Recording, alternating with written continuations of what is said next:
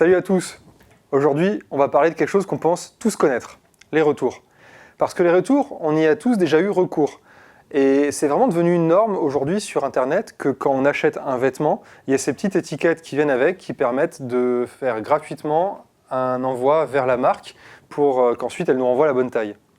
Et à force d'utiliser en fait ce système, qui est totalement indolore, je pense que beaucoup d'entre nous se mettent à avoir l'impression que c'est quelque chose de gratuit, quelque chose qui ne coûte rien. Pourtant, on va le voir aujourd'hui, c'est loin d'être gratuit, que ce soit pour la planète, pour la société dans son ensemble ou pour l'entreprise à laquelle vous avez affaire. Commençons par quelques chiffres. En France, ce sont 24% des colis qui sont retournés.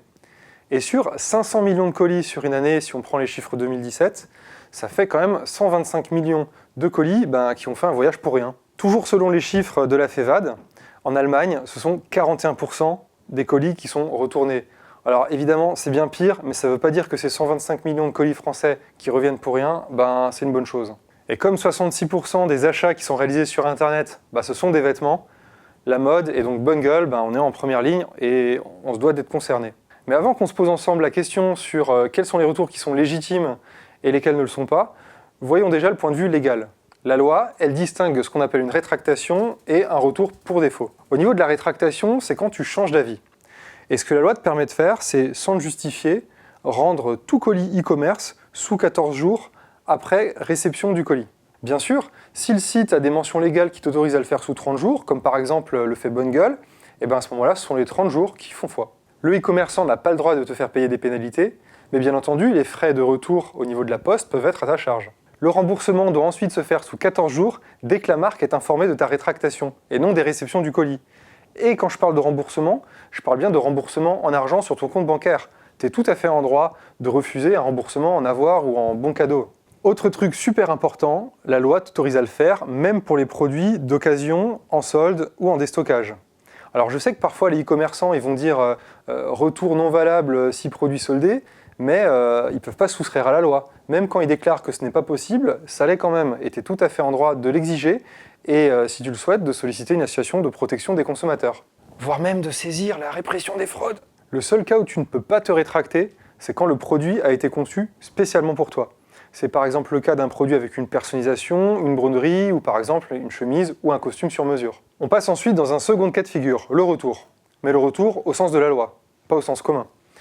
Un retour au sens de la loi, c'est quand tu vas renvoyer un produit qui a un vice de qualité. Et à ce moment-là, tu as jusqu'à 2 ans pour effectuer ton retour et la marque n'a pas le droit de te le refuser. Même quand elle spécifie que ses conditions de retour au sens commun, c'est 1 mois. Toi, tu peux aller bien au-delà quand on tombe sur le fameux problème de qualité. À ce moment-là, la seule chose que tu dois faire quand même, c'est de renvoyer le produit dans son emballage d'origine et bien motiver la raison de ton retour. Retiens bien ces informations parce que malheureusement sur Internet, on trouve souvent des e-commerçants qui tentent de se soustraire à la loi alors qu'elle te protège. C'est ton ami. On a vu ce que dit la loi. Pour autant, il y a aussi beaucoup de e-commerçants vertueux qui choisissent de vous proposer des garanties bien plus larges, bien plus généreuses. Et une bonne politique de retour, c'est super important pour les internautes. Parce que quand il y a un achat sur Internet, les deux parties ne se voient pas, le produit on ne le touche pas, donc c'est important que vous soyez en confiance. Et la marque, quand elle vous permet par exemple, comme nous, de renvoyer un produit pour n'importe quelle raison sous 30 jours au lieu des 15 jours, des 14 jours que la loi impose, c'est une manière de vous dire, regardez, on vous met en confiance parce que nous on est confiant dans notre produit. En clair, on ne fait pas de la vente à la sauvette. D'autant que dans la mode, il y a beaucoup de choses qui peuvent faire qu'un vêtement ne vous convienne pas. Évidemment la taille, mais aussi la coupe selon vos goûts, la couleur qui est très difficile à représenter. Par exemple, un vêtement noir, c'est hyper dur à prendre en photo, ou pareil pour des matières comme le velours. Et finalement, quand le vêtement vous le recevez, vous pouvez avoir une impression tout autre que celle que vous donnaient les images du site. C'est pour ça que des conditions de retour doivent être expliquées clairement et être simples à mettre en œuvre. Ça ne doit pas être un parcours du combattant pour que vous renvoyiez jamais vos produits. Ça doit être quelque chose de hyper souple pour que vous soyez toujours en confiance. Malheureusement, il y a encore des progrès à faire sur le marché. Selon l'IFOP, 60% des Français estiment que c'est encore trop compliqué d'effectuer un retour. L'entreprise UPS a réalisé des études sur les consommateurs et selon elle, ce que vous voulez, ce sont des retours sans tracas, faciles à comprendre, remboursés rapidement et avec un mode de retour qui soit le plus simple possible. Par exemple, les envois depuis la boîte aux lettres ou directement en point relais, c'est quelque chose qui est extrêmement plébiscité par les Français. Et pour faire les retours, un bon directement dans le colis, voire autocollant ou une impression rapide, ça reste un plus. Et bien entendu, ce que veulent le plus les consommateurs, ce sont des retours gratuits. Mais c'est pas parce que les consommateurs ne les payent pas qu'ils ne coûtent rien. Et oui, un retour, ça coûte très cher à une entreprise. Et comme évidemment je connais toute la décomposition du coût des retours de bonne gueule, je vais te donner ces chiffres. Pour un colis de moins d'1 kg, une chemise par exemple, quand tu fais un retour, voici ce que ça coûte. Tout d'abord le transport. Colissimo, la Poste, ils nous refacturent 6,20 € pour chaque retour. Ensuite, il y a de la manutention. C'est le fait que le logisticien, il va ouvrir le colis, prendre le vêtement et le regarder. Ça coûte 2,20 €. Ensuite, pour le cas des vêtements, systématiquement, il faut les reconditionner, les remettre sur un cintre ou les replier. Et là, ça coûte 4 €. Donc j'arrive déjà à un total de 12,40 € juste pour le retour. Et encore, ça, c'est uniquement le coût d'un retour d'un produit en parfait état. Parce que, par exemple, si le vêtement était taché, endommagé, ou s'il sent l'odeur du déo de quelqu'un qui en met un petit peu trop, nous, on va devoir envoyer ce vêtement au pressing. Et ça a un coût énorme. Et là, tu te dis, c'est dégueulasse, avec le e-commerce, je porte des vêtements qui ont déjà été essayés. Ouais, mais en boutique, c'est pareil aussi, voire même beaucoup plus. Et Pierre, notre responsable logistique, me dit que chaque mois, ce sont 700 pièces qui nous sont retournées, et ça représente un coût autour de 10 000 €, et qui continue d'augmenter à mesure que l'entreprise se développe. Donc, bien entendu, un retour, c'est légitime quand le produit ne te va pas. Je ne suis pas en train de te dire qu'il faut que tu gardes chez toi des vêtements qui ne te servent pas. À ce moment-là, le coût environnemental, il est encore pire que le coût de ce transit de carton. Mais évidemment, chaque retour qui peut être évité, faut faire cet effort. Pour minimiser ce coût environnemental, il y a pas mal de choses qu'une entreprise comme Bonne Gueule peut faire. Déjà, utiliser des cartons recyclés et du scotch cartonné plutôt que du scotch plastique. Ça minimise l'empreinte. Ensuite, les cartons qui sont retournés chez le logisticien, là encore, on a un processus pour les recycler. Il ne suffit pas qu'ils soient recyclables pour que mécaniquement, ça fasse des nouveaux cartons. On utilise aussi des cartons de bonne qualité. Ça permet, que le produit t'arrive dans des bonnes conditions, et deux, que tu puisses faire ton retour dans le même carton, plutôt que d'en choisir un autre. On évite aussi tout le papier qui peut s'avérer inutile au sein d'un colis. Par exemple, on ne va pas te donner des tonnes et des tonnes de documentation et des énormes étiquettes. Il y a un certain nombre de choses qu'on préfère envoyer en digital, même si on n'a pas encore trouvé mieux en termes de service que les étiquettes autocollantes qu'on envoie dans nos colis. Et puis bien entendu, la meilleure manière pour minimiser l'impact écologique d'un retour, c'est qu'il n'ait jamais eu lieu. C'est pour ça qu'on te donne aussi le maximum de conseils, que ce soit avec les grilles de taille de chaque produit, mais aussi en ayant des community managers comme Nicolo et David qui répondent à toutes tes questions dans les commentaires pour t'aider à choisir la bonne taille du premier coup. Et bien entendu, des boutiques, ça aide aussi un peu. Quand on parle d'une boutique, on est autour de 1% de taux de retour, donc c'est quasiment inexistant. Et si on réfléchit encore plus en amont, la meilleure manière d'avoir moins de taux de retour, c'est d'avoir des meilleurs produits. Nous, par exemple, notre travail avec Julien, le chef de produit, et Benoît, c'est d'avoir des produits qui ont un indice de qualité le plus élevé possible. Parce que de cette manière-là, il y aura moins de retours pour défaut. Et petite parenthèse, mais si un jour vous avez un défaut avec un de nos vêtements, faites le retour, dites-nous-le, c'est important que vous soyez content. Et deux, donnez-nous la raison précise.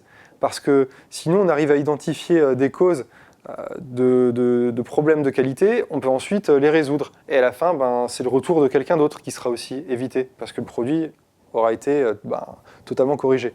Mais tout ça, ça fonctionne s'il y a une forme de contrat moral qui est maintenu entre une entreprise et ses clients. On croit en une forme de civisme dans le commerce. On pense que notre rôle, c'est d'être totalement dans une démarche positive, de vous faire confiance, de partir du principe que vous nous dites la vérité, et c'est comme ça qu'on agit. Mais il faut aussi qu'au niveau de notre clientèle, il n'y ait pas des abus, et il y a aussi une forme de bienveillance à notre égard quand nous on fait bien le taf. Chez Bonne Gueule, on a vraiment une communauté extraordinaire avec des gens très très bienveillants. Mais au milieu, parfois il y a des abus. Par exemple, on a eu des cas de clients qui nous renvoyaient des chemises qui avaient été portées plusieurs fois, donc je dis bien plusieurs fois, parce que c'est normal de porter une fois sa chemise sur un essayage. Et sur ces fameuses chemises, par exemple, il y avait des odeurs de cigarettes et des traces. Comment est-ce que nous, on peut dire oui dans un cas pareil, on ne peut pas renvoyer la chemise à quelqu'un d'autre qui n'a rien demandé à part avoir un produit de qualité. Et ce sont souvent le même type de clients qui ensuite vont poster un commentaire négatif sur les réseaux sociaux. Autre cas, par exemple, Clémence, qui gère l'expérience client, m'a remonté l'autre jour le cas d'un client qui nous a renvoyé 8 vêtements sur 11.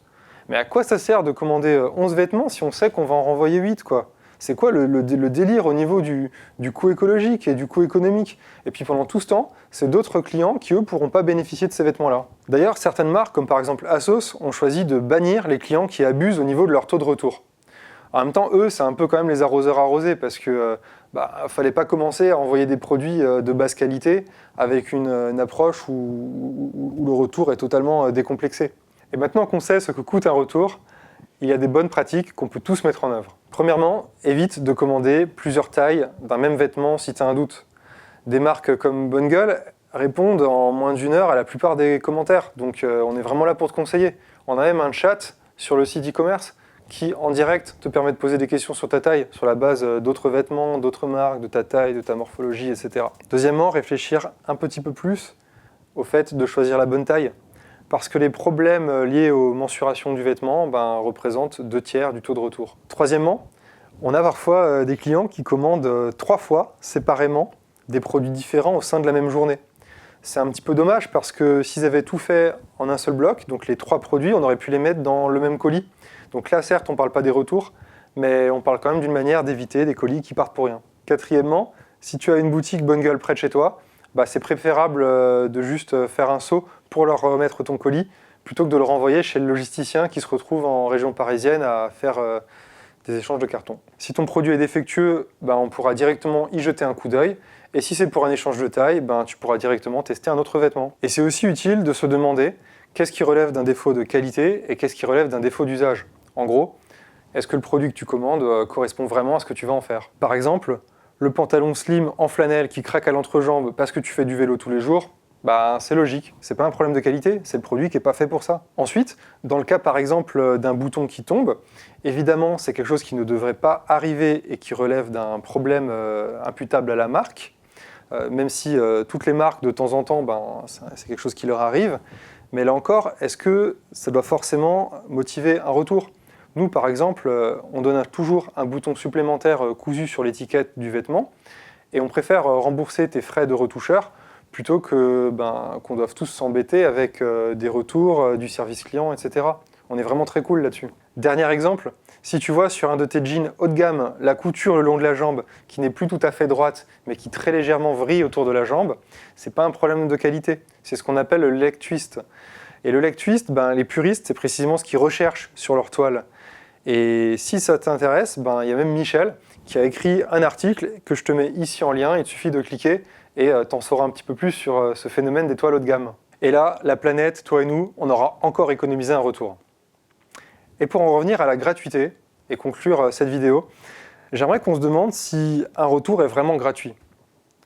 Est-ce que quand une marque affiche gratuit, est-ce que réellement elle offre le retour ou est-ce que simplement elle l'inclut dans un prix global de la transaction? Parce que quand on y réfléchit, ça ne pousse pas à la responsabilisation.